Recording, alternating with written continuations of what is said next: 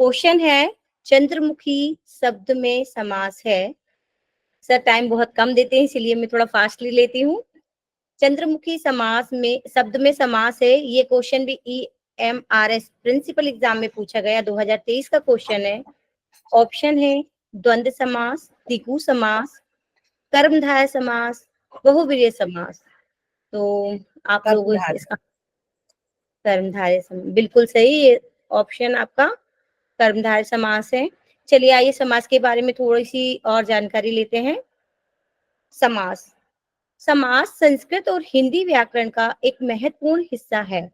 इसमें दो या दो से अधिक शब्दों को मिलाकर एक नया शब्द बनता है, जिससे अर्थ में संक्षिप्तता और सुगमता आती है। इसे शब्दों का संक्षेपण भी कहा जाता है। समास के अंतर्गत जो शब्द मिलते हैं उन्हें पूर्व पद और उत्तर पद कहा जाता है। समास के प्रकार के आधार पर इन शब्दों का संबंध और उनके नए अर्थ के बारे में भी जानकारी मिलती है। तो पहला समास हमारा तत्पुरुष समास है। समास के प्रमुख प्रकार, समास 6 प्रकार के, सभी को पता है ये। तत्पुरुष समास के बारे में जानेंगे। इनमें से एक पद प्रधान होता है और दूसरा उसका विशेषण या विशेष होता है।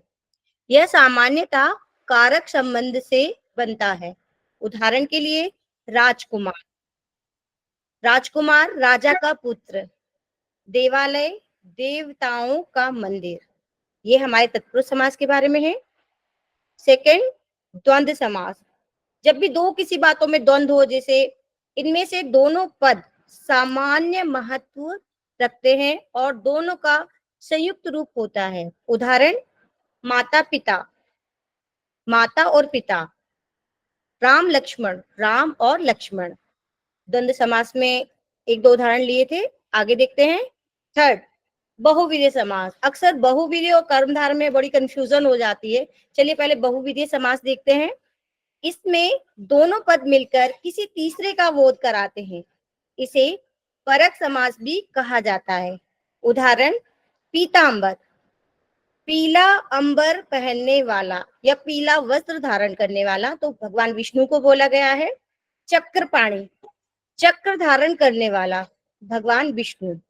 ठीक है, आगे देखते हैं अव्ययभाव समास।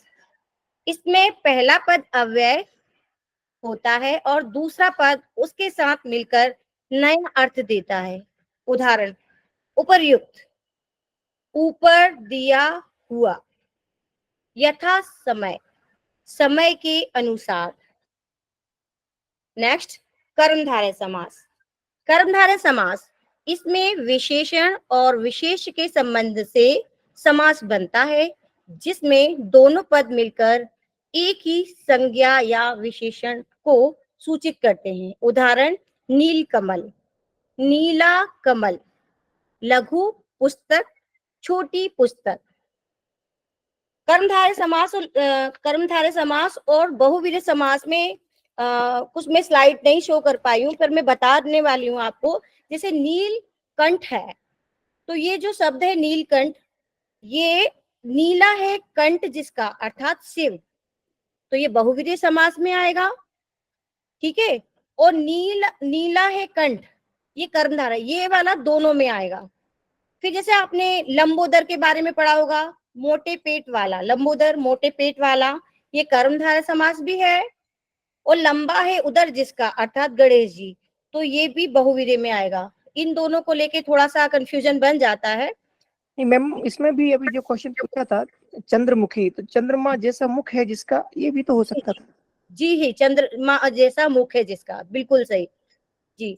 ये यहाँ पर क्यों नहीं द्विगु हुआ? समास है। द्विगु समास के बारे में भी आप सबने बहुत अच्छे से पढ़ा होगा, जहाँ संख्या का बोध होता हो। जैसे समास के एक प्रकार के रूप में गिना जाता है, ठीक है, जिसमें पहला पद संख्यावाची होता है और दूसरा पद संज्ञा होता है।